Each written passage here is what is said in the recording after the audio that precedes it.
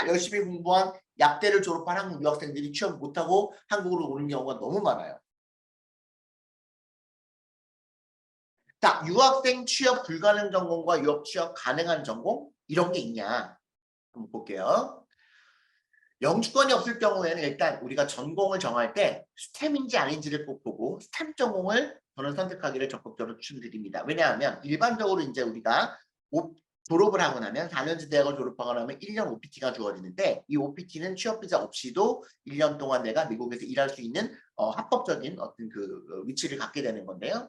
그런데 이게 스템 전공들은요, 뭐 사이언스나 뭐 수학이나 뭐 이런 엔지니어나 뭐 이런 약간 이공계 계통, 또 문과도 꽤 많이 있습니다. 전공들이. 이런 전공들은 OPT 1년이 끝나고 2년을 연장을 받을 수 있는 가능성이 있단 말이죠. 따라서 내가 문과 성향이기 때문에 스템 전공이 많지 않은 어떤 그런 전공으로 가야 되는 경우라고 할지라도 일단 뭐부터 정하고요?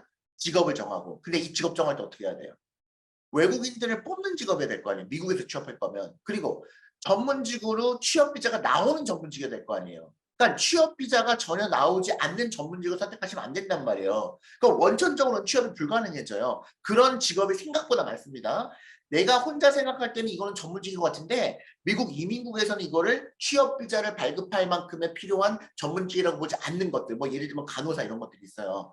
간호사는 꼭 4년제 대학을 나오지 않아도 될 수가 있기 때문에 네가 간호대학을 4년제를 나왔다고 할지도 난 취업비자를 줄 수가 없다. 이게 이민국의 지금 스탠스거든요. 그러니까 내가 만약에 내가 유학을 갈 때부터 내가 간호대학을 갔어. 그런데 영주권이 없어. 그러면 이 사람은 거의 취업이 불가능한 상태에서 그냥 간호대학을 4년을 다니는 거예요.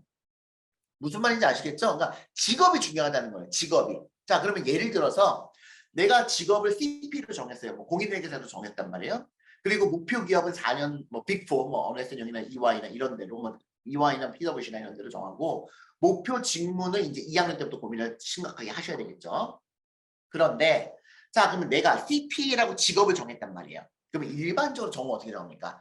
아, CPA? 뭐 회계사니까 회계학과 가야지. 또는 경영학과 가야지, 비즈니스 해야지 라고 그냥 딱 정해버려요. 그러시면 안 됩니다. 직업을 정했으면 그 다음에 전공을 정할 때 여러 가지 경우의 수들을 같이 놓고 전공을 정하셔야 되는데 그때 우리가 비영주권자 유학생인 경우에 뭐를 보자?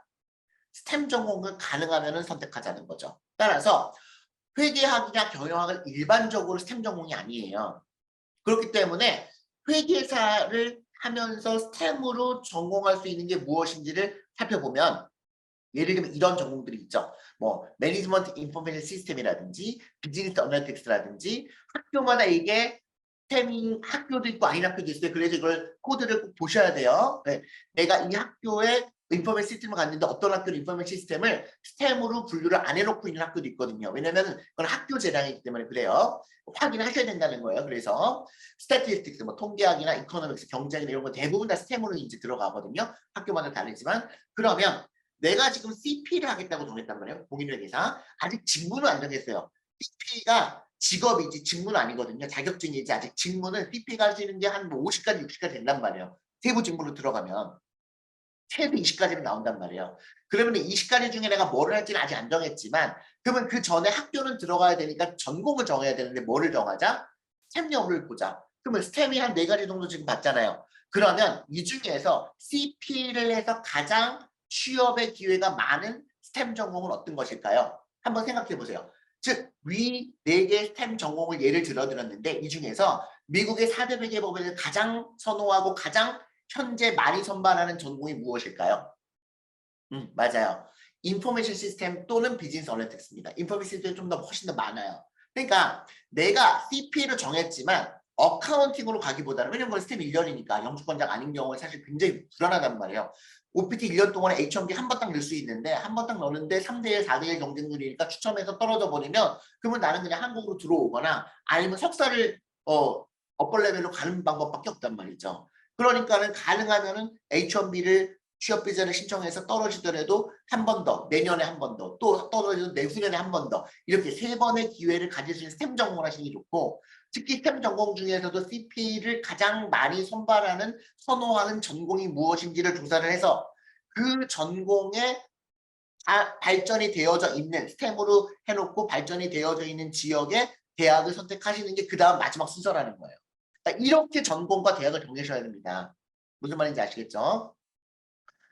자, 그래서 비영주권 유학생에게 스템이 중요한 이유는 첫 번째는 말씀드렸지만 OPT 1년하고 2년 연장이 될 수가 있다. 무조건 연장해 주지 않습니다. 또 이게 회사에서 2년 연장을 하면은 할 게 많아요. 그래서 실제로 스템 전공을 했는데 OPT 1년만 하고 2년 연장을 못 받는 학생들이 한 절반 이상 되거든요. 그래서 처음에 입사를 할 때서부터 내가 이게 OPT가 2년 연장이 가능한지 안 하는지 확인을 해보셔야 되는데 어쨌든 스템 전공을 해야지만 2년 연장의 가능성이 있으니까 가능하면 입학할 때 무조건 스템으로 가자는 거죠. 그리고 내가 스텝이 되면 기업에서 이 친구를 최소 3년은 쓸 수가 있다, 고용을 할 수가 있다는 생각이 있기 때문에 이 학생이 이제 일이 굉장히 좋고 퍼포먼스가 좋은 경우에는 혹시 첫 번째 해에 H1이 추첨이 탈락했으면 두 번째 그냥 바로 영주권을 넣어버리는 경우도 있습니다. 영주권 스폰서가 바로 들어가는 경우도 있다는 거죠. 그래서 그런 부분들이 있기 때문에 최대한 미국에서 취업 비자 없이 일을 정상적으로 적법하게 할 수 있는 기회를 만드는 게 좋다는 것을 말씀을 드립니다. 자, 그러면 유학생 취업이 어려운 종목들이 어느 것이 있을까? 첫 번째, 이민법상 취업 비자 발급이 거의 불가능하죠. 아까 잠깐 말씀드린 간호사, 네, 대표적입니다. 미국 이민국에서는요, 간호사는 2년제만 또는 3년제만 졸업해도 취업이 할 수 있는 직업이라고 보고 있습니다. 그래서 실제로 한국 유학생이 4년제 간호대학을 나왔다고 할지라도 취업 비자 스폰이 거의 불가능해요. 취업 비자 자체를 발급해주지 않는 게 일반적입니다. 그러니까 예전에 우리가 이제 70년대, 80년대 미국 이민 가신 분들은 간호사로 굉장히 성공하신 분들이 많이 계시고 간호사 연봉이 좋단 말이에요. 그런데 내가 영주권이 없는 비영주권 유학생인 경우에는 간호대학으로 가시면 취업 비자가 지금 거의 불가능하기 때문에 재학 중에 영주권을 받거나 하지 않으면 사실상 유학생이 취업하기는 어렵다는 거죠. 두 번째는 해당 산업의 성격상 취업 비자 스폰서를 하지 않은 산업군이 굉장히 많거든요. 그러니까 대표적인 게 이제 보험계리사, 인슈런스, 그러니까 보험 쪽이 오히려 파이낸스 쪽보다 더 보수적이에요. 그러니까 회계 쪽이 상대적으로 개방이 많이 돼 있고요. 회계보다 보수적인 게 그 파이낸스 쪽이고요. 파이낸스보다 더 보수적인 게 계리사 쪽이더라고요. 그러니까 계리사가 굉장히 연봉이 높거든요. 뭐 기본 연봉이 보통 뭐 한 20만 불 가까이 하니까. 그리고 이제 시험도 굉장히 어렵고. 그래서 수학 잘하는 한국 유학생들을 많이 추천을 하죠.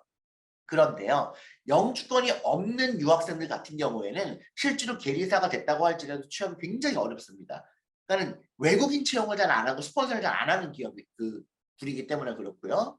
그리고 외국인을 뽑기는 뽑는데 스폰서가 굉장히 적다. 대표적인 게 약사. 그러니까 우리가 파머시를 많이 하신단 말이에요. 그러니까 약대를 많이 가시는데 더구나 약대는 5년째 공부 잘하는 학생들이 가잖아요. 실제로 졸업하고 석사인데 이거는 심지어 스템도 아니에요. OPT 1년밖에 안 나온다는 거죠. 근데 약대 졸업하고 취업하는 학생들이 많지 않아요. 왜냐하면 대부분 다 대학 연구실이나 이쪽으로 가거나 아니면 영주권이 없기 때문에 실제로 영주권이 없는 유학생을 뽑아주는 그런 제약회사들이 많지 않아요. 그러니까 우리 생각에는 앞으로 바이오가 유망하고 뭐 코로나 시대에 제약회사들이 이제 발전하니까 그쪽으로 우리가 가서 약사가 되면 한번 뭐 취업 잘 되잖아요. 그런데 미국은 비자 스폰서 자체를 하는 기업이 많지가 않단 말이죠. 약사를. 그래서 정말 열심히 공부한 약대를 졸업한 한국 유학생들이 취업 못하고 한국으로 오는 경우가 너무 많아요. 근데 한국에서는 약사하려면 다시 시작하셔야 되거든요.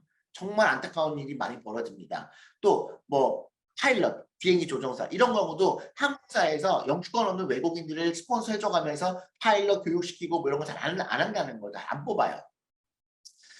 마지막으로 공무원이 아니면 취업이 어려워져. 프로파일, 이제 우리 뭐 CSI 마이미 같은 거 보고 이제 프로파일러가 되고 싶다거나 뭐 나사의 우주비행사 취업하고 싶다거나 이런 친구들 많이 있는데 실제로 시리즌이 아니면 시민권자가 아니면 연방정부로 들어갈 수가 없고 또 공무원이 될 수가 없기 때문에 영주권이 없으면 이런 경우도 이제 유학생은 취업이 거의 불가능한 정보들이죠.